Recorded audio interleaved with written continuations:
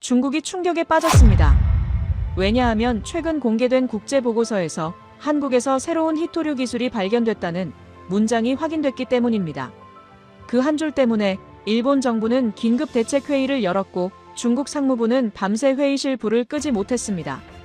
그들이 가장 두려워한 국가는 미국도 유럽도 아닌 바로 대한민국이었기 때문입니다. 도대체 그 기술은 무엇일까요? 왜 일본과 중국은 동시에 충격에 빠졌을까요? 그리고 왜 국제사회는 히토류 전쟁의 승자, 한국이라고 말하기 시작했을까요?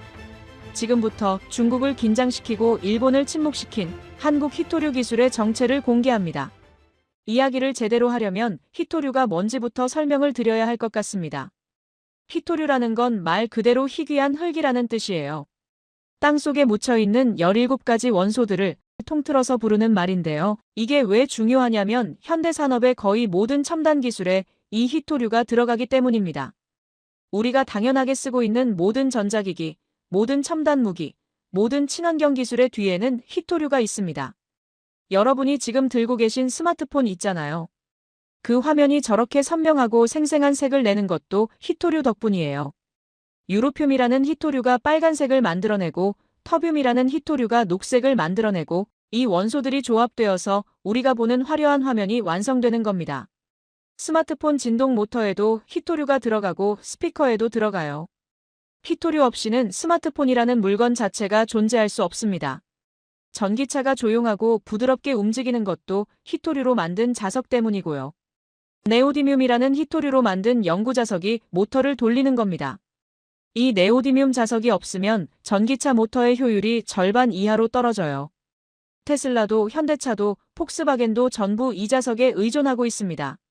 그리고 군사 분야로 가면 이야기가 더 심각해집니다. 미사일이 정확하게 목표물을 찾아가는 것도, 스텔스기가 적의 레이더를 피하는 것도, 잠수함이 소리 없이 조용히 깊은 바다를 움직이는 것도 전부 히토류가 있어야 가능한 일이에요. 정밀 유도 미사일의 유도 시스템, 레이더 탐지 장비, 통신 장비, 야간 투시경, 이 모든 것에 히토류가 들어갑니다. 히토류 없이는 현대전 자체가 불가능하다고 봐야 해요. 그런데 이 히토류를 전 세계에서 90% 이상 생산하는 나라가 딱 하나 있어요. 바로 중국입니다. 이게 원래부터 그랬던 건 아닙니다. 1980년대만 해도 히토류 생산 1위는 미국이었어요. 캘리포니아에 있는 마운틴 패스 광산에서 전 세계 히토류의 상당량을 생산했었거든요. 그때는 미국이 히토류 시장을 주도했고 중국은 그냥 여러 생산국 중 하나에 불과했습니다. 그런데 중국이 개혁 개방을 시작하면서 상황이 바뀌기 시작했어요. 당시 중국의 최고 지도자였던 덩샤오핑이 이런 말을 했다고 합니다. 중동에 석유가 있다면 중국에는 히토류가 있다. 이 한마디가 중국 히토류 정책의 시작이었어요. 덩샤오핑은 미래를 내다본 겁니다. 석유가 20세기를 지배했다면 히토류가 21세기를 지배할 거라는 걸요. 그때부터 중국은 히토류에 엄청난 투자를 쏟아부었습니다. 국가 전략 사업으로 지정하고 정부 보조금을 아낌없이 쏟아붓고 기술 개발에 국가 역량을 집중했어요. 전 세계 히토류 매장량의 40% 정도가 중국에 있는데 중국은 거기서 멈추지 않았습니다. 그들은 더 큰 그림을 그리고 있었어요. 아프리카에 있는 광산, 동남아시아에 있는 광산, 남미에 있는 광산까지. 중국 기업들이 전 세계로 뻗어나가서 광산 채굴권을 사들이기 시작했습니다. 그리고 다른 나라에서 캔 히토류 원석들도 전부 중국으로 가져와서 정제하기 시작한 거예요.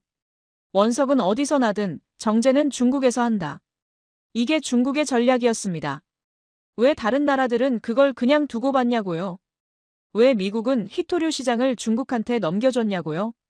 히토류를 정제하는 과정에서 엄청난 환경 오염이 발생하기 때문입니다. 이게 핵심이에요. 히토류라는 게 흙 속에 아주 낮은 농도로 퍼져 있어서 이걸 추출하려면 엄청난 양의 흙을 파내야 합니다. 톤 단위가 아니라 만톤 단위로 파냅니다. 히토류 1kg을 얻으려면 흙을 수백 톤씩 퍼내야 해요. 그 흙을 전부 화학 처리해야 합니다. 강한 산성 용액으로 녹여내고 여러 번 걸러내고 분리하고 또 걸러내고 이 과정에서 엄청난 양의 화학약품이 쓰이고 방사성 물질을 처리해야 하고 오염된 폐수가 어마어마하게 나와요. 히토류 1kg을 얻으려면 폐수가 수천 리터씩 나온다고 보시면 됩니다. 그 폐수에는 중금속이랑 방사성 물질이 잔뜩 섞여 있고요. 미국이나 유럽 같은 나라들은 이 환경오염 비용을 감당하기 싫었던 거예요. 환경 규제가 엄격하니까 공장을 지으려면 먼저 환경 영향평가를 받아야 합니다. 그거 통과하는 데만 2년이 걸려요. 그 다음에 주민공청회를 열어야 해요. 우리 동네에 방사성 폐기물 나오는 공장 짓겠다고 하면 주민들이 가만히 있겠습니까? 반대 서명 받고 시위하고 소송 걸죠. 환경단체들도 가만 안 있어요. 시에라 클럽 같은 단체들이 즉각 소송을 겁니다. 설령 그 모든 과정을 통과한다고 해도 폐수 처리 시설을 갖춰야 하고 방사성 폐기물 관리 시스템을 구축해야 하고 정기적으로 감사를 받아야 합니다. 이 모든 비용을 다 합치면 생산 비용이 눈덩이처럼 불어나요. 중국에서 만드는 것보다 5배, 10배 비싸집니다. 그래서 중국한테 맡겨버린 겁니다. 우리 대신 더러운 일 좀 해줘, 그런 거죠. 겉으로는 그렇게 말 안 했지만 실질적으로는 그거였어요. 중국은 기꺼이 그 일을 맡았어요. 아니, 기꺼이 정도가 아니라 적극적으로 원했습니다. 내몽골이나 스촨성, 장시성 같은 외진 지역에 대규모 공장을 세워서 환경오염 따위는 그냥 무시하고 희토류를 뽑아냈습니다. 오염된 물은 그대로 강에 흘려보내고 방사성 폐기물은 땅에 묻어버리고 주민들 건강 피해 같은 건 신경도 안 썼어요. 내몽골 바오터우시 근처에 거대한 인공호수가 있어요. 위성사진으로 봐도 보일 정도로 큰 호수인데 그게 희토류 정제 과정에서 나온 폐수를 모아둔 거예요. 그 호수 주변 마을 주민들 사이에서 암 발병률이 몇 배나 높아졌다는 보고서가 있습니다. 기형아 출산율도 높아졌고요. 하지만 중국 정부는 무시했어요. 언론 통제하고 주민들 입 막고 그냥 계속 생산했습니다. 당연히 생산 비용이 쌀 수밖에 없었죠. 환경오염 비용을 제로로 만들어버렸으니까요. 다른 나라에서 만들면 킬로그램당 100달러 하는 걸 중국에서는 20달러에 만들어냅니다. 어떤 나라가 경쟁이 되겠습니까? 저도 솔직히 그때는 이게 좋은 거라고 생각했습니다. 환경오염은 중국이 감당하고 우리는 싼 가격에 희토류를 쓰면 되는 거니까요. 서로 이익이잖아. 중국은 돈 벌고 일자리 만들고 우리는 싼 값에 첨단 산업 유지하고. 완벽한 거래 아니야? 그렇게 생각했어요. 그게 당시 워싱턴 정책 결정자들의 공통된 인식이었고 저도 거기에 이의를 제기하지 않았습니다. 그런데 그게 덫이었습니다. 2025년 4월 중국이 드디어 40년간 준비한 그 카드를 꺼내 들었어요. 17개 희토류 원소 중에 12개 품목의 수출 통제를 건 겁니다. 수출 허가제를 도입해서 중국 상무부가 승인한 물량만 해외로 나갈 수 있게 만들었어요. 그리고 10월에는 5개 품목을 추가했습니다. 홀뮴, 에르뮴, 툴륨, 유로뮴, 이터뮴. 이름도 생소한 이 원소들이 갑자기 세계 경제의 목줄을 죄기 시작한 거예요. 하루아침에 전 세계 첨단 산업이 비상등을 켰습니다. 근데 진짜 무서운 건 수출 통제 자체가 아니었습니다. 중국이 이번에 새로 만든 규정 중에 역외 적용이라는 게 있어요. 이게 진짜 소름 끼치는 조항입니다. 역외 적용이 뭐냐면 중국산 희토류나 중국 기술이 조금이라도 들어간 제품은 제3국으로 수출할 때도 중국 상무부의 허가를 받아야 한다는 겁니다. 중국 땅 밖에서 일어나는 거래도 중국이 통제하겠다는 거예요. 예를 들어보겠습니다. 한국 기업이 독일 기업한테 전기차 모터를 수출한다고 칩시다. 한국에서 만든 모터를 한국 항구에서 배에 실어서 독일 항구로 보내는 거예요. 한국과 독일 사이의 거래입니다. 그런데요. 그 모터에 들어간 자석에 중국산 희토류가 0.1%만 포함되어 있어도 중국 정부의 허가를 받아야 수출할 수 있어요. 0.1%, 1000분의 1만 들어가도요. 독일, 일본, 미국으로 가는 것도 허가를 다 받아야 됩니다. 전부 다 중국의 도장이 찍혀야 물건이 움직일 수 있어요. 이게 무슨 뜻인지 아시겠습니까? 전 세계의 자석 산업, 모터 산업, 반도체 산업, 전기차 산업, 방위 산업 전체가 중국의 규제권 안에 들어간 겁니다. 중국이 싫다고 도장을 안 찍어주면 지구상의 거의 모든 첨단 산업이 멈춰야 하는 상황이 된 거예요. 한국도 일본도 독일도 미국도 전부 다 중국 눈치를 봐야 하는 처지가 된 겁니다. 중국이 글로벌 공급망 전체를 인질로 잡은 거예요. 4월 15일 그 회의실에서 저는 이 사실을 브리핑으로 들었습니다. 그리고 깨달았죠. 우리가 지난 40년간 엄청난 실수를 저질렀다는 걸요. 옛날 말에 싼 게 비지떡이라는 말이 있잖아요. 우리는 40년간 싼 히토류를 쓰면서 좋아했는데 알고 보니 우리 목줄을 중국한테 넘겨준 거였습니다. 덩샤오핑이 40년 전에 뿌려놓은 씨앗이 이제야 열매를 맺은 거예요. 회의가 끝나고 나서 저는 백악관으로 불려갔습니다. 대통령 직속 경제안보팀에서 긴급회의가 소집됐거든요. 상무장관, 국방장관, 국가안보보좌관, 그리고 저를 포함한 공급망 전문가 몇 명이 모였어요. 대통령 집무실 바로 옆에 있는 시츄에이션룸 옆 소회의실이었는데 들어가는 순간 공기가 무겁다는 걸 느꼈습니다. 다들 표정이 어두웠고 서로 눈도 잘 안 마주쳤어요. 분위기가 살벌했습니다. 트럼프 대통령은 중국에 145% 관세를 때리겠다고 공언한 상태였고 중국은 히토류로 정면 맞받아친 상황이었으니까요. 미국이 펀치를 날렸는데 중국이 더 강한 펀치로 받아친 격이었습니다. 대통령은 경로에 있었고 참모들은 당장 해결책을 내놓으라고 압박받고 있었어요. 누군가 책임을 져야 하는 분위기였고 모두가 눈치를 보고 있었습니다. 상무장관이 먼저 입을 열었습니다. 자리에서 일어나 화면에 자료를 띄우면서요. 준비해온 발표 자료가 있는 것 같았어요. 우리가 히토류를 자체 생산하면 됩니다. 미국 내에서요. 2년이면 충분히 가능합니다. 저는 속으로 이렇게 생각했습니다. 거짓말하지 마세요. 도대체 누구랑 이야기한 겁니까? 하지만 그 자리에서 대놓고 그렇게 말할 수는 없었죠. 상무장관은 대통령의 최측근이었고 분위기가 험악했으니까요. 여기서 정면으로 반박했다가 괜히 찍히기 싫었습니다. 워싱턴에서 30년을 버티려면 이런 데서 함부로 말하면 안 돼요. 그래서 최대한 점잖게 질문하는 형식으로 물었습니다. 장관님, 그 2년이라는 근거가 어디서 나온 건지 여쭤봐도 될까요? 제가 알기로는 업계 전문가들의 의견이 좀 다른 것 같아서요. 상무장관이 자신있게 대답했어요. 마운틴 패스 광산을 재가동하고 텍사스에 새로운 정제시설을 건설하고 호주에서 원석을 더 가져오면 됩니다. 우리한테 기술이 없는 게 아니잖습니까? 미국 기술력이 세계 최고인데요. 의지의 문제입니다. 미국이 마음만 먹으면 뭐든 할 수 있어요. 상무장관은 화면을 바꾸면서 말을 이었습니다. 2차 세계대전 때 맨해튼 프로젝트로 원자폭탄 만들었잖습니까? 아무도 못 만들 거라고 했는데 3년 만에 만들어냈어요. 냉전 때 아폴로 프로젝트로 달에 갔잖습니까? 의지만 있으면 미국은 뭐든 해냅니다. 히토류도 마찬가지입니다. 그럴듯하게 들렸을 겁니다. 미국인들이 좋아하는 논리거든요. 우리는 의지만 있으면 뭐든 할 수 있다. 미국 예외주의. 회의실에 있던 사람들 중 몇몇은 고개를 끄덕이기도 했고요. 국가안보보좌관은 만족스러운 표정을 지었어요. 대통령한테 보고할 좋은 소식이 생겼다고 생각했겠죠. 나쁜 소식만 가져가면 혼나니까 이런 희망적인 이야기가 필요했을 겁니다. 하지만 저는 30년간 이 분야를 직접 봐왔거든요.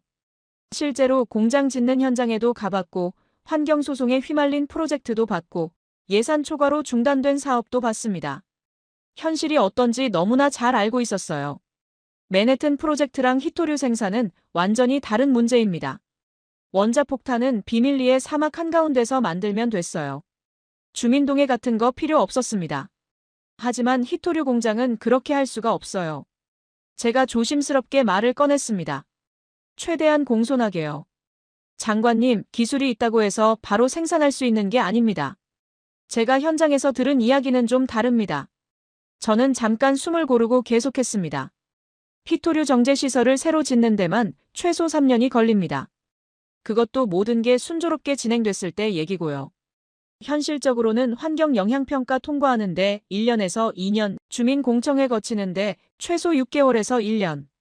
그 과정에서 소송이라도 걸리면 또 1년에서 2년 지연됩니다.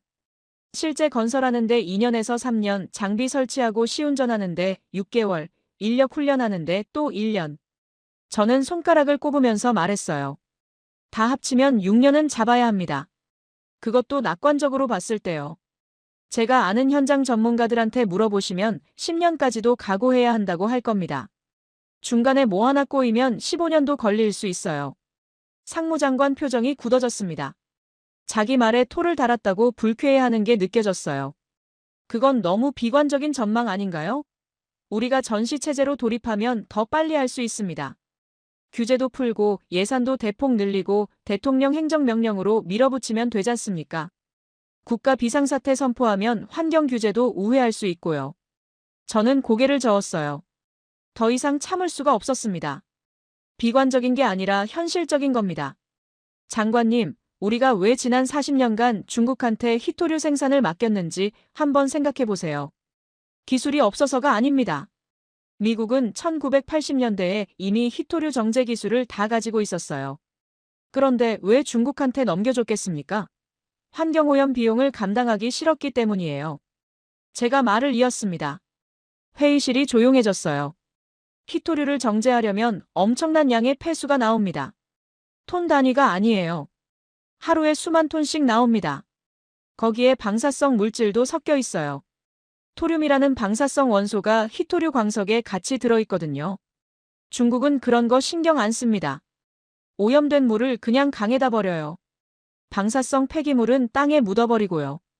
그래서 싼 거예요. 환경오염 비용을 제로로 만들어버렸으니까요. 저는 테이블 위에 손을 올리고 천천히 또박또박 말했습니다. 우리가 그렇게 할 수 있습니까? 캘리포니아 주민들이 우리 동네에 방사성 폐기물 처리장 짓겠다고 하면 가만히 있겠습니까? 마운틴패스 광산 주변 지역구 의원들이 뭐라고 하겠습니까?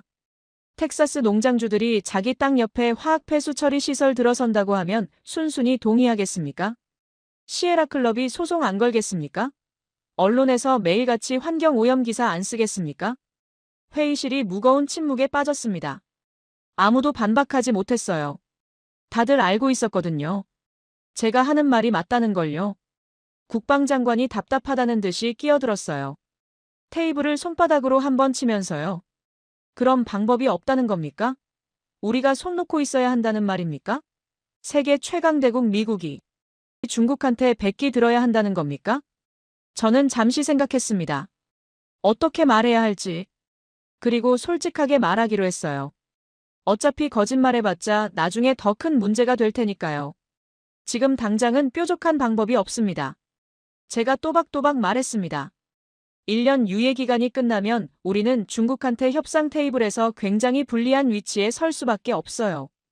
관세를 낮추든 기술 수출 규제를 풀어주든 대만 문제에서 한 발 물러서든 뭔가를 내줘야 합니다. 아니면 첨단 무기 생산을 상당 부분 포기하든가요. 전투기 생산량 줄이고 구축함 건조 속도 늦추고 미사일 생산 축소하고 둘 중 하나입니다. 제가 봤을 때는요. 그 말을 하면서 저 자신도 믿기 어려웠습니다. 세계 최강국 미국이 중국 없이는 전투기 한 대 제대로 못 만드는 신세가 됐다니요. 냉전 시절 소련도 못했던 일을 중국이 히토류 하나로 해낸 겁니다.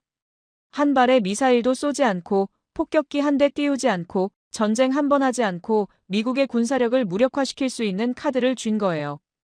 회의는 결론 없이 끝났습니다. 누구도 책임지고 결정을 내리지 못했어요. 상무장관은 여전히 2년이면 된다고 주장했고 저는 6년에서 10년이 걸린다고 말했고 결국 대통령한테는 상무장관 의견이 보고됐습니다. 좋은 소식을 원하셨을 테니까요. 상무장관은 그 후로도 언론에 나가서 떠들고 다녔어요. 미국은 2년 안에 히토류 자립이 가능합니다. 미국의 기술력과 의지를 과소평가하지 마십시오.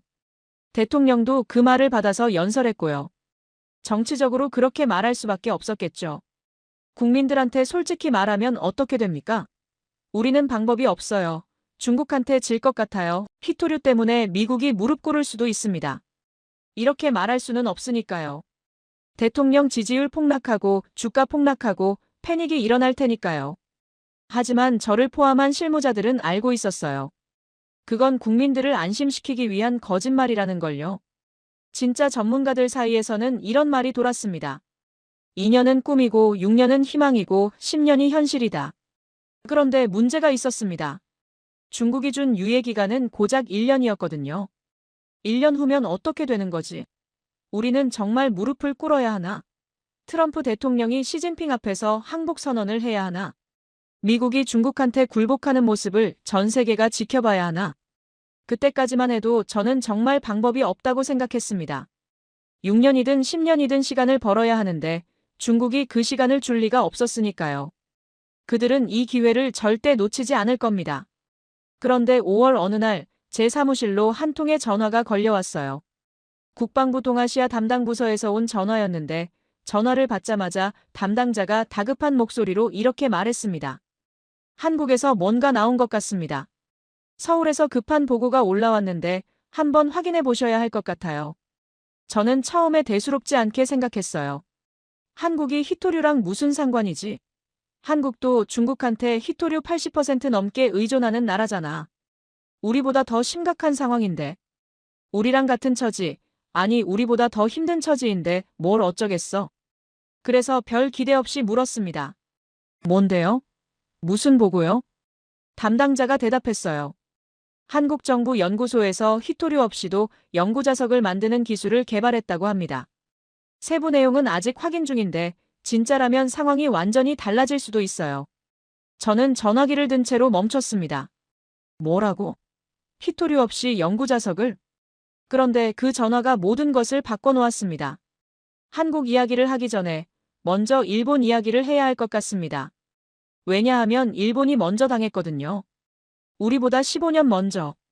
그리고 일본이 그때 어떻게 대응했는지를 알아야 한국이 왜 특별한지를 이해하실 수 있을 겁니다. 2010년 9월 동중국해에서 사건이 터졌습니다.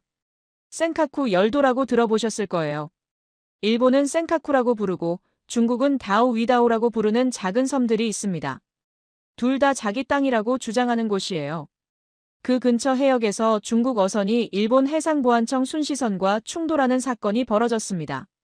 중국 어선 선장이 체포됐고 일본 정부는 국내법에 따라 처리하겠다고 발표했어요.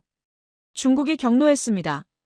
외교적 항의는 기본이었고 고위급 교류 중단, 관광객 방문 자제 권고, 여기까지는 예상할 수 있는 반응이었어요. 하지만 중국은 거기서 멈추지 않았습니다. 그들은 카드 한 장을 더 꺼내들었어요. 히토류 수출 금지. 공식적으로는 금지라고 발표하지 않았습니다. 중국 정부는 끝까지 부인했어요. 하지만 현장에서 벌어진 일은 명확했습니다. 일본으로 가는 히토류 선적이 갑자기 중단됐어요. 세관에서 통관이 안 된다는 거예요. 서류 문제가 있다. 검사가 필요하다. 이런저런 핑계를 대면서 물건을 안 내보내는 겁니다. 사실상의 금수 조치였습니다. 일본 산업계가 패닉에 빠졌습니다. 당시 일본의 히토류 중국 의존도가 얼마였는지 아세요? 80%에서 90% 사이였습니다. 거의 전량을 중국에서 가져오고 있었던 거예요. 그런데 그게 갑자기 끊긴 겁니다. 도요타, 혼다, 소니, 파나소닉 일본을 대표하는 기업들이 비상이 걸렸어요. 전기차 모터에 들어가는 네오디뮴 자석, 하이브리드 배터리에 들어가는 란타넘, 광학 렌즈에 들어가는 세륨, 전자부품에 들어가는 각종 히토류들. 이게 다 멈출 위기에 처한 겁니다.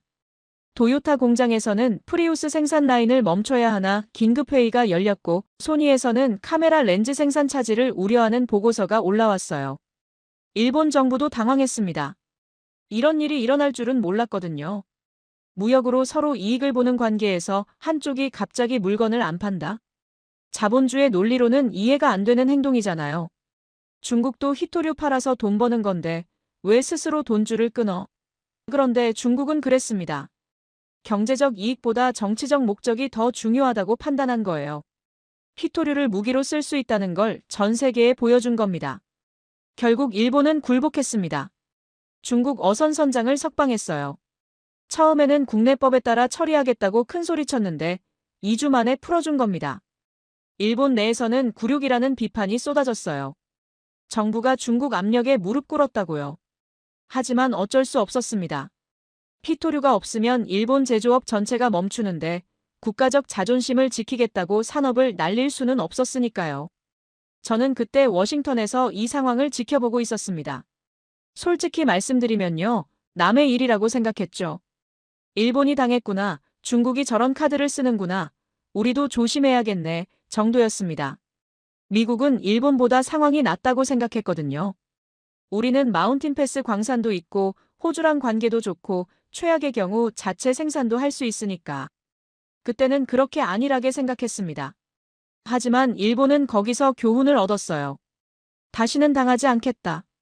일본 정부는 그렇게 결심했습니다. 그리고 행동으로 옮겼어요. 2010년 그 사건 직후 일본 정부는 히토류 공급망 강화 전략을 수립했습니다. 경제산업성이 주도하고 관련 부처가 총동원됐어요. 예산이 얼마나 투입됐는지 아세요? 1,000억 엔입니다. 원화로 환산하면 1조 원이 넘는 돈이에요. 그 돈을 히토류 공급망 다변화에 쏟아부은 겁니다. 일본의 전략은 세 가지 축으로 이루어져 있었습니다. 첫째, 공급원 다변화. 중국 외의 다른 나라에서 히토류를 확보하는 겁니다. 일본은 호주의 라이너스라는 회사에 대규모 투자를 했어요. 라이너스는 호주 서부에 히토류 광산을 가지고 있는 회사인데 자금이 부족해서 개발을 못하고 있었거든요. 일본 정부와 기업들이 자금을 대주고 장기 구매 계약을 맺었습니다. 지금 라이너스는 중국 외 지역에서 가장 큰 히토류 생산업체가 됐어요. 베트남에도 투자했습니다. 베트남의 히토류 매장량이 꽤 있거든요. 일본 기업들이 베트남 광산 개발에 참여하고 정제시설 건설을 도왔어요. 미얀마에서도 히토류를 확보하려고 했고 카자흐스탄, 인도 등 여러 나라와 협력 관계를 맺었습니다. 둘째, 비축량 확대. 전략 물자니까 비상시를 대비해서 쌓아두는 겁니다. 일본은 히토류 국가 비축량을 대폭 늘렸어요. 정확한 양은 기밀이라서 공개되지 않지만 업계 추정으로는 6개월에서 1년치 물량을 비축하고 있다고 합니다. 중국이 갑자기 수출을 끊어도 최소 몇 달은 버틸 수 있는 안전망을 만든 거예요. 셋째, 수요 절감과 대체 기술 개발. 히토류를 덜 쓰거나 아예 안 쓰는 기술을 개발하는 겁니다. 일본 기업들은 모터와 배터리에 들어가는 히토류 사용량을 줄이는 연구에 투자했어요. 히토류 사용량을 30%, 50% 줄인 새로운 설계가 나왔습니다. 재활용 기술도 개발했어요. 폐가전에서 히토류를 추출해서 다시 쓰는 기술이요. 이 세 가지 전략을 15년간 밀어붙인 결과가 어떻게 됐을까요? 일본의 중국 히토류 의존도는 2010년 80%에서 90% 수준이었는데 2025년 현재 50%에서 60%대로 줄었습니다. 여전히 절반 이상을 의존하고 있지만 그래도 상당히 줄인 거예요. 2010년 수준으로 중국이 히토류를 끊어도 이제 일본은 어느 정도 버틸 수 있게 된 겁니다. 대단한 성과입니다. 저도 인정해요. 하지만 15년이 걸렸습니다. 1,000억 엔을 쓰고 국가 역량을 총동원하고 15년이 걸려서 의존도를 30%포인트 줄인 거예요. 완전한 자립이 아니라 의존도 축소입니다. 여전히 절반 이상은 중국에 의존하고 있어요. 그리고 결정적인 약점이 있습니다. 중히토류라고 들어보셨나요? 히토류 중에서도 특히 희귀하고 중요한 원소들이 있어요. 디스프로슘, 터뷴 같은 것들인데 이건 고성능 연구 자석에 필수적으로 들어갑니다. 네오디뮴 자석에 디스프로슘을 조금 넣으면 고온에서도 자력이 유지돼요. 전기차 모터처럼 열이 많이 나는 환경에서 쓰려면 디스프로슘이 꼭 필요합니다. 문제는 이 중히토류의 생산이 중국에 더 집중되어 있다는 거예요. 경히토류는 호주나 베트남에서도 나는데 중히토류는 대부분 중국과 미얀마에서 나옵니다. 그리고 미얀마 광산도 사실상 중국계 기업들이 장악하고 있어요. 중국이 마음먹으면 중히토류는 완전히 틀어막을 수 있는 거죠. 일본이 15년간 열심히 노력했지만 중히토류 문제는 해결하지 못했습니다. 여전히 중국의 손아귀에 있는 거예요. 2025년 12월, 재미있는 일이 벌어졌습니다. 중국이 일본 기업들로 가는 히토류 수출 허가를 일부러 지연시키기 시작한 거예요. 서류가 밀렸다, 검토 중이다, 이런 핑계를 대면서요. 일본 언론에서는 다카이치 총리의 대만 관련 발언에 대한 중국의 경제적 보복이라고 분석했습니다. 2010년 센카쿠 사태의 대자비였어요. 하지만 이번에는 일본의 반응이 달랐습니다. 15년간 준비한 게 있으니까요. 비축량도 있고 대체 공급원도 있고 2010년처럼 패닉 상태에 빠지지는 않았어요. 일본 정부 관계자는 이렇게 말했습니다. 예전만큼 치명적이지는 않다. 하지만 여전히 긴장을 늦출 수는 없다. 15년을 준비하고 1,000억 엔을 쓰고 그래서 얻은 게 뭐냐? 예전만큼 치명적이지는 않다. 이게 현실입니다. 제가 왜 일본 이야기를 이렇게 길게 했냐면요. 한국의 상황을 이해하시려면 이 맥락을 아셔야 하기 때문입니다. 일본이 15년 걸려서 의존도를 30%포인트 줄였어요. 그것도 완전한 해결이 아니라 부분적인 개선이었고요. 미국은 지금 시작도 못했어요. 2년이면 된다고 거짓말하고 있지만 실제로는 6년에서 10년 걸릴 겁니다. 그런데 한국에서 뭔가가 나왔다는 겁니다. 희토류 없이 연구자석을 만드는 기술이요. 처음에 저는 믿지 않았습니다. 일본이 15년 동안 그 많은 돈을 쓰고도 못한 걸 한국이 했다고? 그게 말이 돼? 한국은 희토류 자체 생산도 못하는 나라잖아. 중국 의존도가 80%가 넘는 나라잖아. 우리보다 더 취약한 나라가 무슨 수로. 하지만 보고서를 읽어보니까 이게 진짜일 수도 있겠다는 생각이 들기 시작했습니다. 저는 한국행 비행기를 탔습니다. 국방부 동아시아팀에서 급하게 출장 명령이 떨어졌어요. 한국 정부가 발표한 기술의 실체를 직접 확인하고 오라는 거였습니다. 공식적으로는 한미방산협력회의 참석이었지만 진짜 목적은 희토류 대체 기술 검증이었어요. 서울 김포공항에 내렸을 때 저는 솔직히 큰 기대를 안 하고 있었습니다. 왜냐하면요, 희토류 대체 기술이라는 게 그동안 수없이 발표됐거든요. 일본에서도 나왔고 유럽에서도 나왔고 심지어 미국에서도 나왔어요. 그런데 실험실에서 성공했다는 것과 실제로 양산할 수 있다는 건 완전히 다른 문제입니다. 대부분의 기술들이 실험실 단계에서 멈췄어요. 성능이 기존 희토류 자석에 못 미치거나 생산 비용이 너무 비싸거나 내구성에 문제가 있거나 어떤 이유로든 상용화에 실패했습니다. 그래서 저는 이번에도 비슷할 거라고 생각했어요. 언론에서 호들갑 떨고 정부에서 성과 홍보하고 알고 보면 아직 갈 길이 먼 기술일 거라고요. 한국 정부가 정치적 목적으로 과장해서 발표했을 가능성도 있다고 봤습니다. 중국한테 우리도 카드가 있다고 보여주려는 제스처일 수 있으니까요. 그런데 창원에 있는 한국재료연구원에 도착해서 그 생각이 바뀌기 시작했습니다. 연구원 건물은 생각보다 크지 않았어요. 미국의 국립연구소들에 비하면 규모가 작은 편이었습니다. 하지만 들어가서 연구진을 만나고 실제 샘플을 보고 데이터를 확인하면서 점점 놀라기 시작했습니다. 연구팀장이 직접 설명해줬어요. 통역을 통해서 들었는데 내용을 요약하자면 이랬습니다. 그들이 개발한 건 비희토류 연구자석입니다. 네오디뮴이나 디스프로슘 같은 희토류를 전혀 사용하지 않고 연구자석을 만드는 기술이에요. 대신 철, 질소, 그리고 일부 일반 금속을 사용합니다. 이 원소들은 전 세계에 풍부하게 있어요. 중국이 독점하지 않는 것들이죠. 제가 물었습니다. 성능은 어떤가요? 이게 핵심이거든요. 연구팀장이 대답했어요. 기존 네오디뮴 자석의 약 90% 수준입니다. 일부 응용 분야에서는 충분히 대체 가능합니다. 90%요. 저는 속으로 계산해봤습니다. 전기차 모터, 풍력 발전기, 산업용 모터 같은 데는 90%면 충분할 수 있어요. 효율이 조금 떨어지더라도 희토류 의존에서 벗어나는 게 더 중요하니까요. 물론 고성능이 필요한 분야, 예를 들어 군사용 정밀 장비 같은 데는 아직 부족할 수 있습니다. 하지만 그래도 90%면 대단한 거예요. 제가 또 물었습니다. 생산 비용은요? 아직 정확히 계산하기 어렵습니다. 양산 단계가 아니니까요. 하지만 원재료 비용만 보면 기존 희토류 자석보다 훨씬 저렴할 겁니다. 희토류가 비싼 이유의 상당 부분이 공급 독점 때문이니까요. 우리 기술은 그 문제에서 자유롭습니다. 저는 점점 흥분되기 시작했습니다. 하지만 아직 확인할 게 남아 있었어요. 환경오염은요? 생산 과정에서 오염이 발생하나요? 연구팀장의 대답이 저를 완전히 사로잡았습니다. 희토류 정제처럼 방사성 폐기물이 나오지 않습니다. 일반적인 금속 가공 수준의 환경 부담입니다. 선진국에서도 충분히 생산할 수 있어요. 그 순간 저는 깨달았습니다. 이건 단순히 대체 기술이 아니에요. 게임 체인저입니다. 왜 그런지 설명해 드릴게요. 아까 말씀드렸잖아요. 미국이 희토류 자체 생산을 못하는 이유가 환경오염 때문이라고요. 기술이 없어서가 아니라 환경 비용을 감당할 수 없어서 중국한테 맡긴 거라고요. 그게 핵심이었습니다. 그런데 한국이 개발한 이 기술은 그 문제를 우회합니다. 희토류를 안 쓰니까 희토류 정제 과정 자체가 필요 없어요.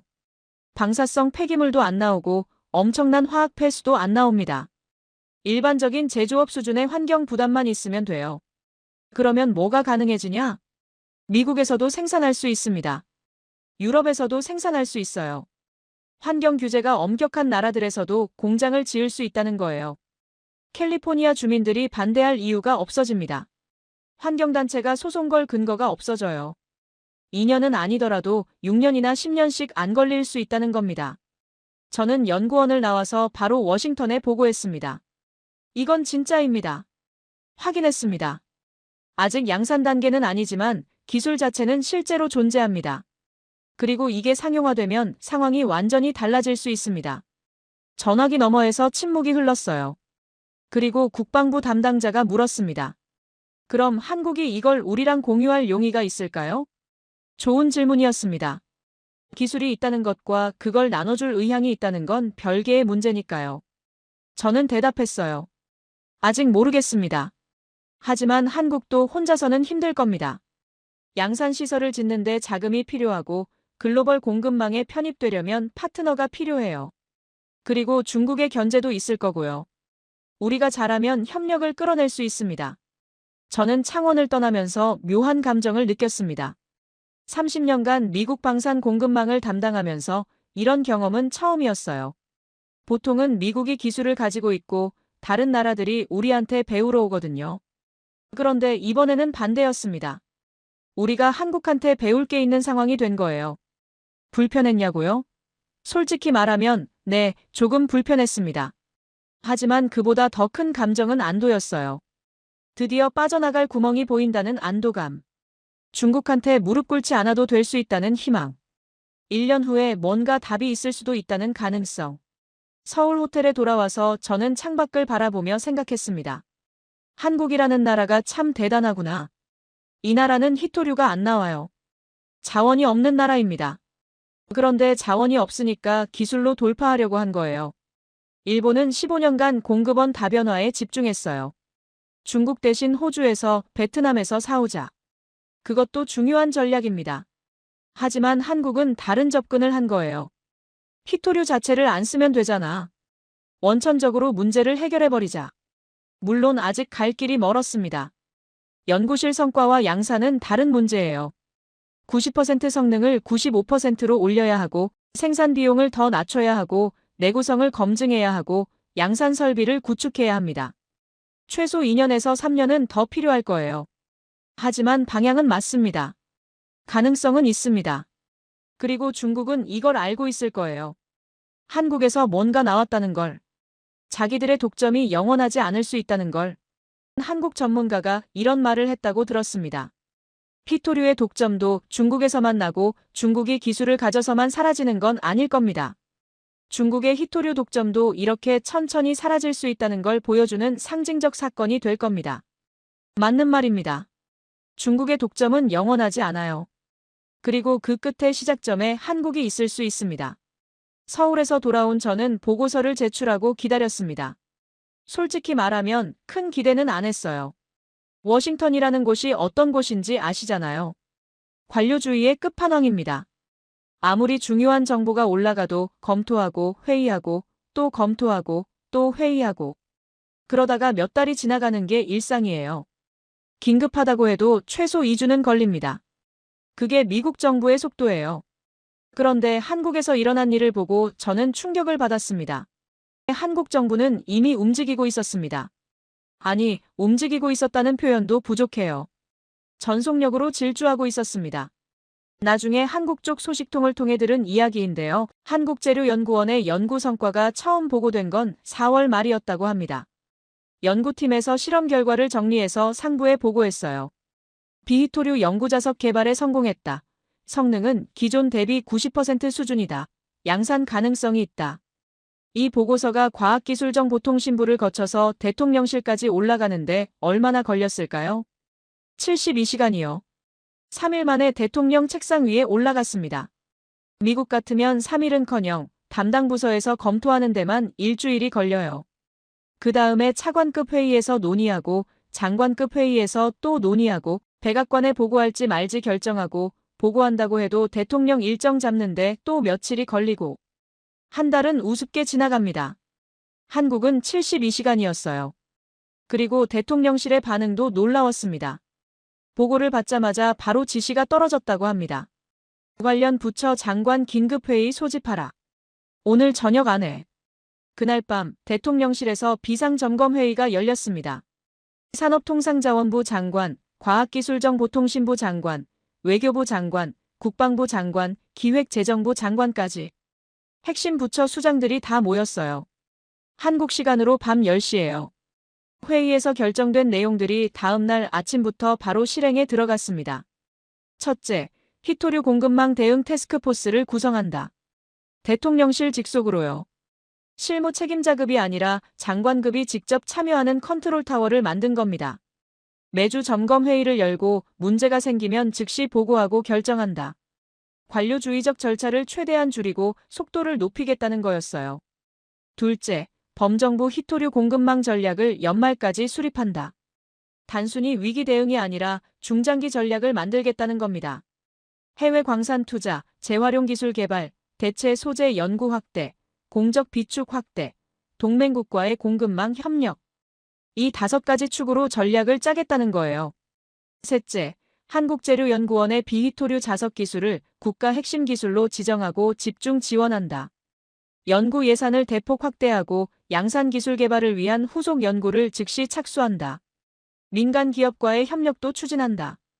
기술이 실험실에 머무르지 않고 실제 산업에 적용되도록 전 과정을 정부가 지원하겠다는 거였어요. 넷째, 중국과의 히토류 공급망 한 라인을 가동한다. 이건 좀 의외였어요. 대체 기술을 개발하면서 동시에 중국과 대화 채널을 유지하겠다는 겁니다. 적대적으로 가지 않겠다, 협력할 건 협력하겠다, 하지만 의존도는 줄이겠다. 균형 잡힌 접근이었습니다. 저는 이 소식을 듣고 감탄했습니다. 72시간 만에 대통령까지 보고가 올라가고 그날 밤 장관급 회의가 열리고 다음 날부터 실행에 들어간다. 이게 가능한 나라가 얼마나 될까요? 미국은 절대 못합니다. 유럽도 못해요. 일본도 저 정도 속도는 안 나옵니다. 한국이라는 나라가 참 독특하구나. 다시 한번 느꼈습니다. 자원도 없고 인구도 많지 않고 국토도 작은 나라가 어떻게 세계적인 경쟁력을 가지게 됐는지 궁금했었거든요. 이제 좀 알 것 같았어요. 속도입니다. 결정하고 실행하는 속도. 위기가 왔을 때 온 나라가 한 방향으로 움직이는 집중력. 그게 한국의 경쟁력이구나. 저는 워싱턴에서 우리 정부의 대응을 보면서 답답함을 느꼈습니다. 제가 보고서를 제출한 지 2주가 지났는데 아직 공식적인 반응이 없었어요. 담당 부서에서 검토 중이라는 말만 돌아왔습니다. 상무부는 여전히 2년이면 자체 생산 가능하다는 입장을 고수하고 있었고 한국 기술에 대해서는 검증이 필요하다는 신중한 태도였어요. 검증이 필요하다. 물론 틀린 말은 아닙니다. 하지만 검증하는데 몇 달이 걸리면 그동안 한국은 또 앞서 나가는 거잖아요. 저는 다시 한국 소식을 접했습니다. 한국 정부가 미국, 일본, 호주와 핵심 광물 공급망 협력 논의를 시작했다는 거예요. 히토류뿐만 아니라 리튬, 코발트, 니켈 같은 배터리 소재까지 포함한 포괄적인 협력이었습니다. 한국이 먼저 손을 내민 겁니다. 저는 이 소식을 듣고 조급해졌어요. 한국이 먼저 움직이면 협력의 주도권은 한국이 쥐게 됩니다. 우리가 나중에 합류하면 따라가는 입장이 되는 거예요. 기술도 한국이 가지고 있고 협력 논의도 한국이 먼저 시작했으면 미국이 할 수 있는 건 뭐가 있을까요? 저는 국방부 상관에게 직접 찾아갔습니다. 한국과의 협력을 서둘러야 합니다. 지금 안 움직이면 주도권을 놓칩니다. 상관은 고개를 끄덕였지만 표정이 밝지 않았어요. 알아 나도 알아 그런데 위에서 아직 결정이 안 났어. 상무부는 한국 기술에 회의적이고 국무부는 중국 자극하지 말자는 입장이고 의견이 안 모아지고 있어. 저는 한숨을 쉬었습니다. 미국이 이렇게 느린 사이에 한국은 매일매일 앞으로 나아가고 있었어요. 흥미로운 정보가 들어왔습니다. 중국 정부 내부에서 한국의 비히토류 자석 기술에 대해 긴급 보고가 올라갔다는 거예요. 중국 과학기술부와 상무부가 공동으로 분석 보고서를 작성했다고 합니다. 정확한 내용은 알 수 없지만 대략적인 방향은 파악할 수 있었어요. 중국은 2가지를 걱정하고 있었습니다. 첫째, 기술 자체의 파급력. 한국이 개발한 비히토류 자석이 상용화되면 중국의 히토류 무기화 전략이 힘을 잃게 됩니다. 지금 중국이 전 세계를 상대로 히토류 카드를 쓸 수 있는 건 대체제가 없기 때문이에요. 히토류 없이는 전기차 모터를 못 만들고 풍력 발전기를 못 만들고 미사일 유도 장치를 못 만들어요. 그래서 중국 말을 들을 수밖에 없는 거죠. 그런데 히토류 없이도 자석을 만들 수 있다면 상황이 완전히 달라집니다. 물론 당장 중국의 지위가 흔들리지는 않아요. 한국의 기술이 양산 단계에 이르려면 시간이 필요하고 성능도 아직 기존 히토류 자석에 못 미치니까요. 하지만 5년 후, 10년 후를 생각하면 얘기가 달라집니다. 기술은 발전하잖아요. 90% 성능이 95%가 되고 95%가 100%가 되고 생산 비용은 점점 낮아지고 그렇게 되면 중국의 히토류 독점은 의미가 없어져요. 중국이 40년간 공들여 만든 전략 자산이 무력화되는 겁니다. 둘째, 동맹 구도의 변화. 이게 더 심각한 문제예요. 지금 세계는 미국 중심의 동맹과 중국 중심의 블록으로 나뉘어 가고 있잖아요. 그 경쟁에서 중국의 가장 큰 무기 중 하나가 히토류입니다. 미국과 동맹국들이 아무리 반중 전선을 구축해도 히토류는 중국한테서 사야 해요. 그게 중국에게 협상 레버리지를 주는 거죠. 관세 때릴 거야? 좋아. 그럼 히토류 끊어. 대만 지원할 거야? 좋아. 그럼 히토류 끊어. 그런데 한국이 비히토류 기술을 개발하고 그 기술을 미국, 일본, 호주와 공유하면 어떻게 될까요? 히토류 없이도 첨단 산업을 유지할 수 있는 공급망이 만들어지는 겁니다. 미국 주도의 동맹이 중국 의존에서 벗어나는 거예요. 중국의 히토류 카드가 무력화되는 겁니다. 이건 단순히 경제 문제가 아니에요. 지정학적 판도가 바뀌는 겁니다. 중국이 가장 두려워하는 시나리오는 이겁니다. 한국이 기술을 개발하고 미국이 자금과 시장을 제공하고 일본이 소재와 부품을 공급하고 호주가 광물 원료를 제공하는 협력 체제가 만들어지는 것. 이 네 나라가 손을 잡으면 히토류 의존 없이 첨단 제조업 공급망을 완성할 수 있어요. 한국이 그 중심에 있게 됩니다. 기술을 가진 나라가 주도권을 쥐니까요. 지금 한국은 그 위치에 올라가고 있는 거예요. 저는 이 상황을 보면서 아이러니를 느꼈습니다. 한국이라는 나라는 히토류가 한 톨도 안 나와요. 중국에 대한 의존도도 80%가 넘어서 미국보다 더 취약한 상황이에요. 그런 나라가 히토류 문제의 해결책을 내놓다니요. 자원이 없으니까 오히려 기술에 올인한 거겠죠. 필요가 발명의 어머니라고 하잖아요. 한국 정부가 공식 발표를 했습니다.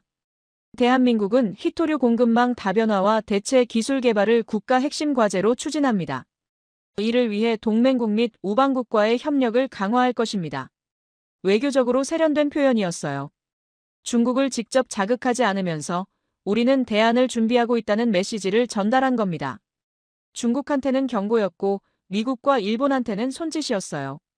우리가 카드를 가지고 있으니 같이 손잡자라는 의미였죠. 중국의 반응도 흥미로웠습니다. 공식적으로는 별다른 언급이 없었어요. 한국을 직접 비난하지도 않았고 위협하지도 않았습니다. 하지만 비공식 채널로는 압박이 들어오기 시작했다고 해요. 한국 기업들이 중국 현지에서 애로사항을 겪기 시작했다는 소식이 들렸습니다. 통관이 지연된다든가 인허가가 늦어진다든가.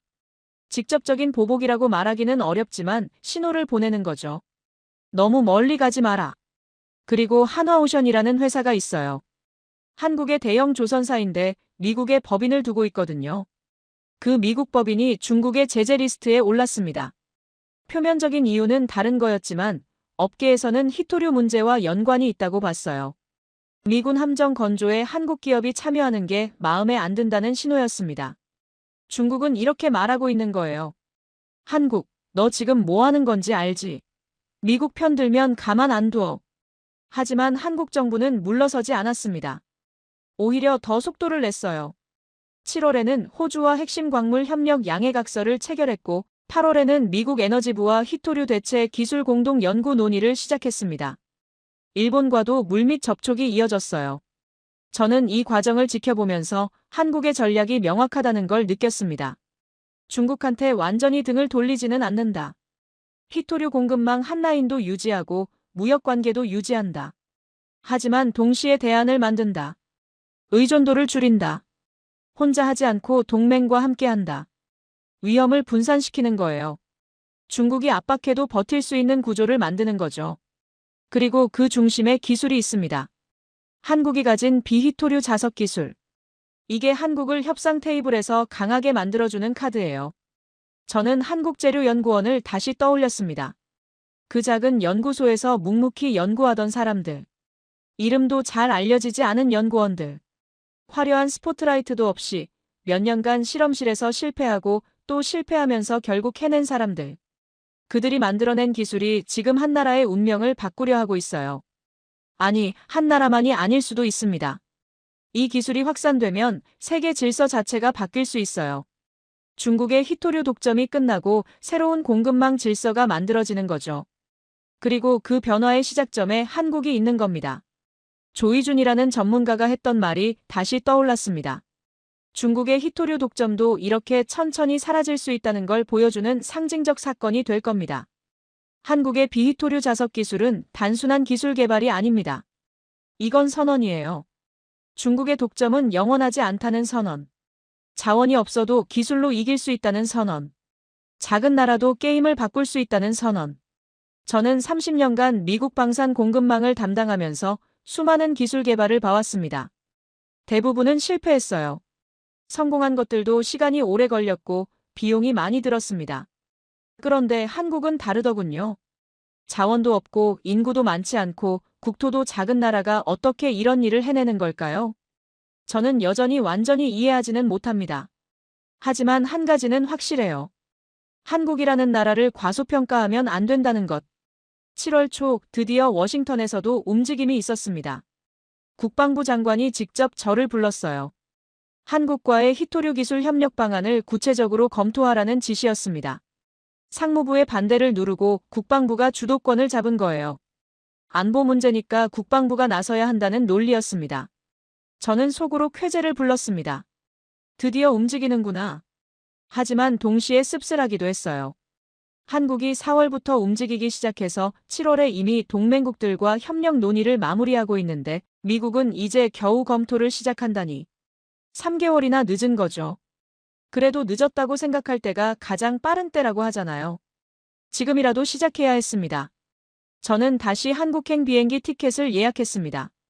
이번에는 그냥 보고 오는 게 아니라 협력을 제안하러 가는 거였어요.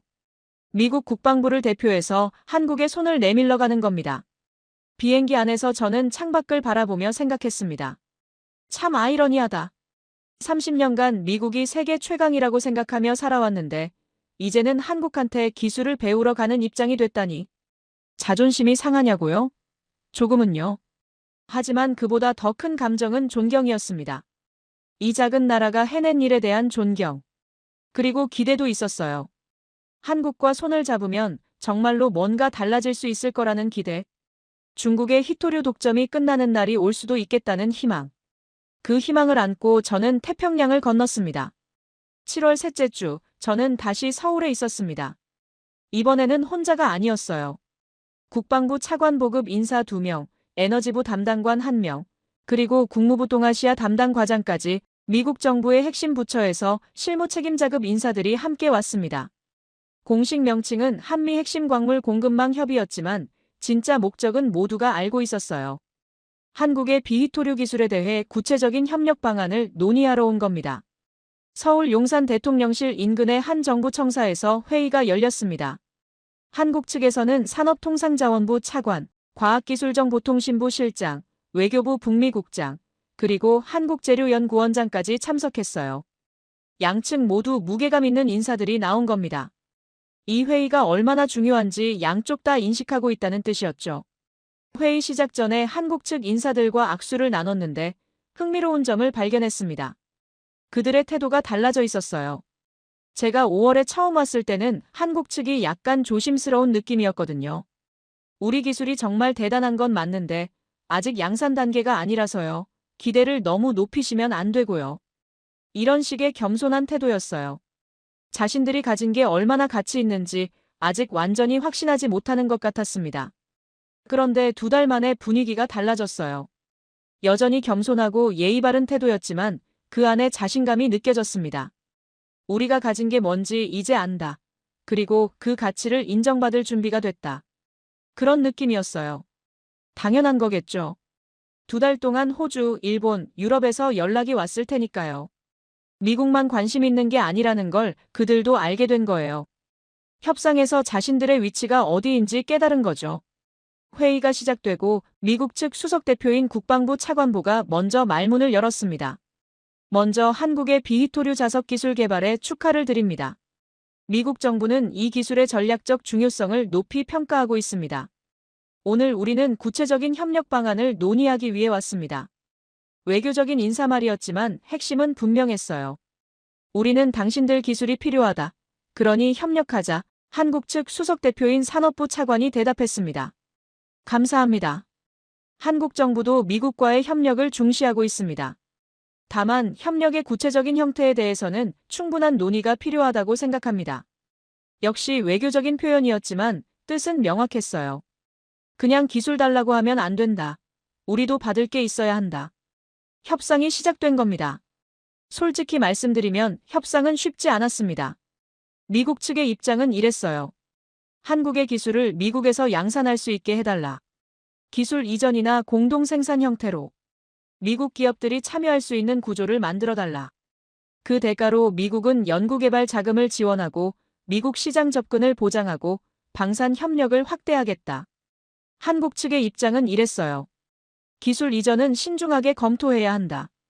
우리가 힘들게 개발한 기술을 그냥 넘길 수는 없다. 대신 공동 연구 개발은 할 수 있다. 양산 시설도 한국에 짓는 것을 우선으로 하되 미국에도 일부 시설을 둘 수 있다. 그리고 미국의 히토류 비축 물량 중 일부를 한국에 공급해달라. 아직 우리 기술이 양산되려면 시간이 걸리니까 그동안 안전망이 필요하다. 양측 다 자국 이익을 최대화하려는 건 당연한 거예요. 협상이라는 게 원래 그런 거니까요. 하지만 흥미로운 건 분위기가 적대적이지 않았다는 겁니다. 서로 으르렁거리는 게 아니라 어떻게 하면 윈윈할 수 있을지 진지하게 고민하는 느낌이었어요. 왜냐하면 양측 다 알고 있었거든요. 진짜 상대는 저쪽 테이블에 앉아있는 사람들이 아니라는 걸. 진짜 상대는 베이징에 있다는 걸. 중국이라는 공동의 도전에 맞서려면 협력해야 한다. 그 인식이 협상을 부드럽게 만들었어요. 회의 둘째 날 한국재료연구원장이 기술 현황을 브리핑했습니다. 제가 5월에 들었던 내용에서 업데이트된 부분이 있었어요.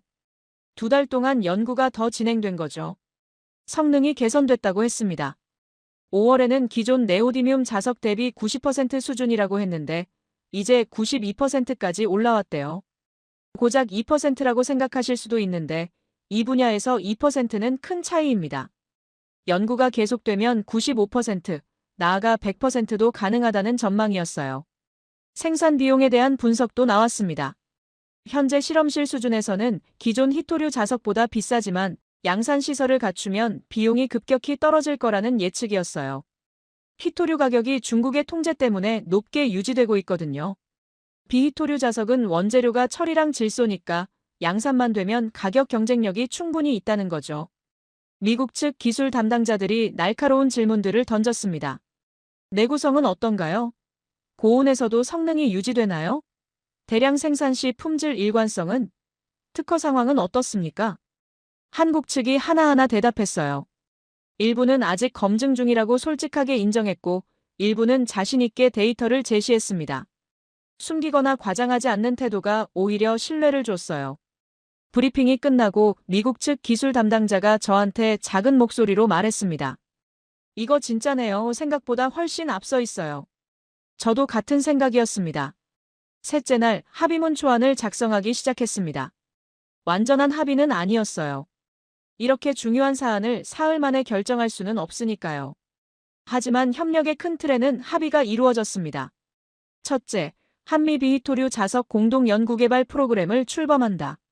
미국 에너지부와 한국과기부가 공동으로 주관하고 양국 연구기관과 기업이 참여하는 컨소시엄을 만든다. 연구 비용은 분담하고 연구 성과는 공유한다. 단, 핵심 원천 기술에 대해서는 한국의 지식 재산권을 인정한다. 둘째, 양산 시설은 한국과 미국 양쪽에 건설한다. 초기 시설은 한국에 먼저 짓고 기술이 안정화되면 미국에도 시설을 둔다. 미국 시설은 한미 합작 형태로 운영한다. 이렇게 하면 한국은 기술 주도권을 유지하면서 미국 시장에 접근할 수 있고 미국은 자국 내 생산 능력을 확보할 수 있어요. 셋째, 미국은 전략 비축 히토류 중 일정량을 한국에 공급한다.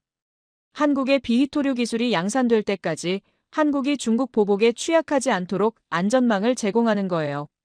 동맹국에 대한 지원이라는 명목이었습니다. 넷째, 이 협력을 일본, 호주로 확대하는 것을 공동 추진한다. 한미 양자 협력에서 시작해서 쿼드 국가 전체로 확장하는 로드맵을 만든다.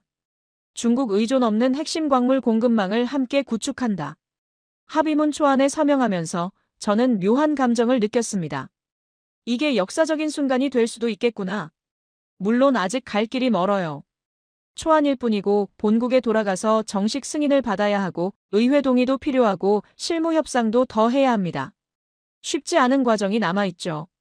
하지만 시작은 했습니다. 방향은 정해졌어요. 회의가 끝나고 저녁 만찬이 있었습니다.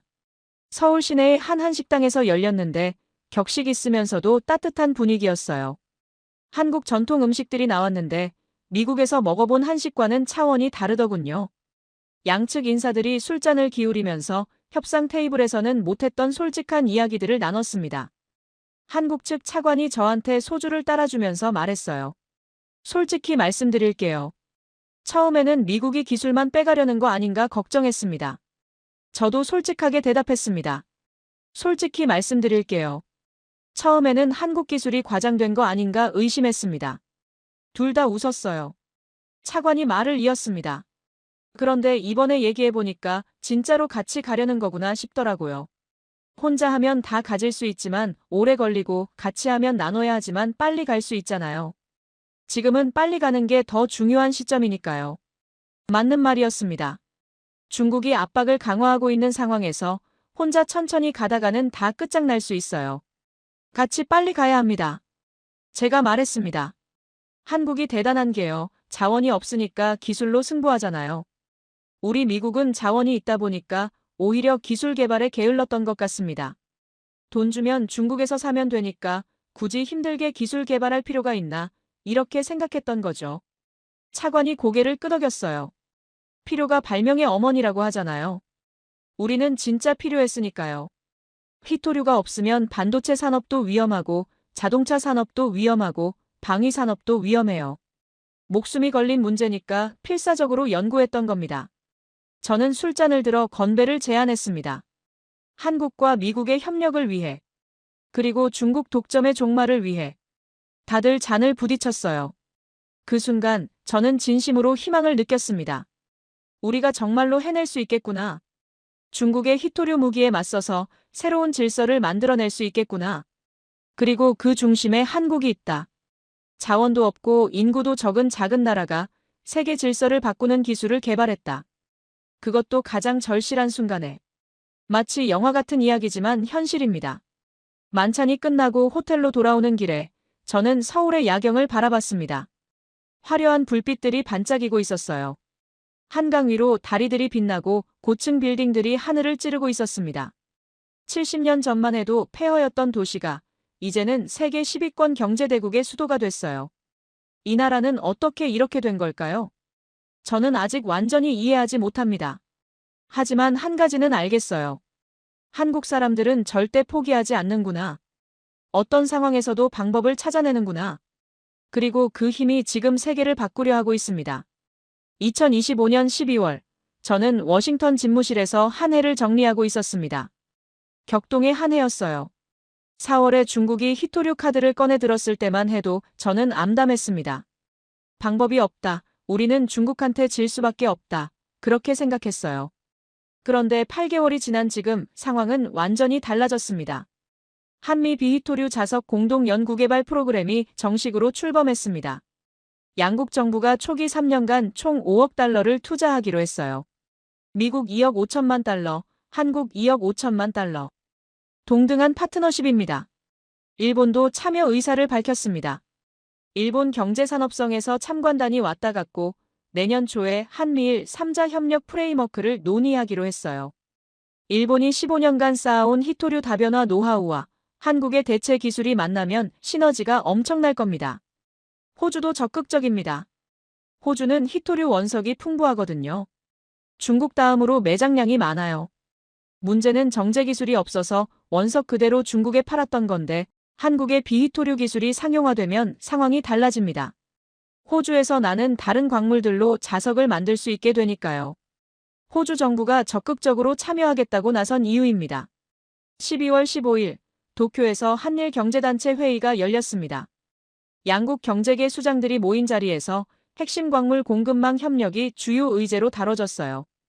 한국의 대한상공회의소와 일본의 게이단렌이 공동 성명을 발표했습니다.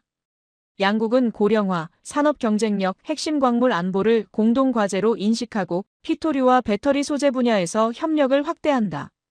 역사적인 장면이었습니다. 불과 몇 년 전만 해도 한일 관계가 최악이었잖아요. 무역 분쟁도 있었고 역사 문제로 갈등도 있었고. 그런데 중국이라는 공동의 도전 앞에서 손을 잡게 된 겁니다. 저는 이게 어쩌면 중국의 히토류 공세가 가져온 예상치 못한 결과라고 생각해요. 중국이 압박할수록 주변국들이 뭉치게 되는 거죠. 한국 국내 상황도 달라지고 있었습니다. 한국재료연구원의 비히토류 자석 기술이 본격적인 상용화 단계에 들어갔어요. 여러 대기업들이 관심을 보이고 있다고 합니다. 삼성, 현대차, LG, SK. 한국을 대표하는 기업들이 줄을 서고 있대요. 왜냐하면 이 기술이 상용화되면 엄청난 비즈니스 기회가 열리기 때문입니다. 전기차 시장을 생각해 보세요. 전 세계 전기차 시장이 매년 폭발적으로 성장하고 있는데 그 전기차마다 모터가 들어가고 모터마다 연구 자석이 들어갑니다. 지금은 그 자석에 들어가는 히토류를 중국에서 사와야 해요.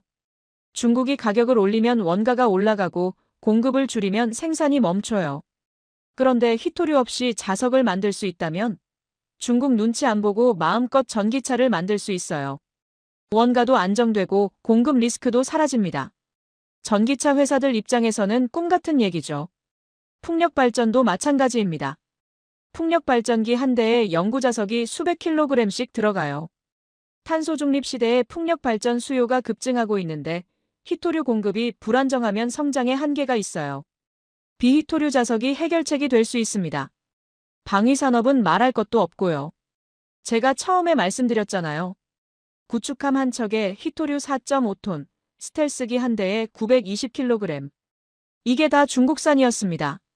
그런데 비히토류 자석으로 대체하면 중국 눈치 안 보고 무기를 만들 수 있게 되는 겁니다. 미국 국방부가 이 기술에 관심을 가질 수밖에 없는 이유죠. 한국 언론에서는 이런 상황을 두고 히토류 돈잔치라는 표현을 쓰더군요. 처음에 그 표현을 보고 좀 자극적이다 싶었는데 생각해보니 틀린 말이 아니에요. 이 기술이 가져올 경제적 효과가 어마어마할 테니까요. 한국 정부 추산으로는 비히토류 자석 시장이 2030년까지 연간 100조 원 규모로 성장할 수 있다고 합니다. 지금 존재하지도 않는 시장이 만들어지는 거예요. 그리고 한국이 그 시장을 선점할 수 있는 위치에 있습니다. 물론 아직 갈 길이 멀어요. 기술이 실험실에서 공장으로 나오려면 시간이 필요합니다. 양산 비용을 낮춰야 하고 품질을 안정화해야 하고 고객들의 검증도 받아야 해요. 2년에서 3년은 더 걸릴 겁니다. 그리고 중국이 가만히 있지 않겠죠. 이미 징후가 보이고 있습니다. 중국이 히토류 수출 가격을 낮추기 시작했어요. 뭔가 이상하지 않아요? 공급을 줄이면서 가격을 올려야 정상인데 반대로 가격을 낮추고 있어요. 왜일까요? 대체 기술의 경제성을 무력화하려는 겁니다. 비히토류 자석을 개발해도 히토류 가격이 충분히 싸면 굳이 바꿀 이유가 없잖아요. 기존 히토류 자석이 더 성능도 좋고 가격도 싸면 누가 새로운 기술을 쓰겠어요? 90년대에 중국이 미국 히토류 산업을 무너뜨린 방법이 그거였어요. 가격을 바닥까지 낮춰서 경쟁자들을 다 죽인 거죠. 경쟁자들이 사라지고 나서 다시 가격을 올렸고요.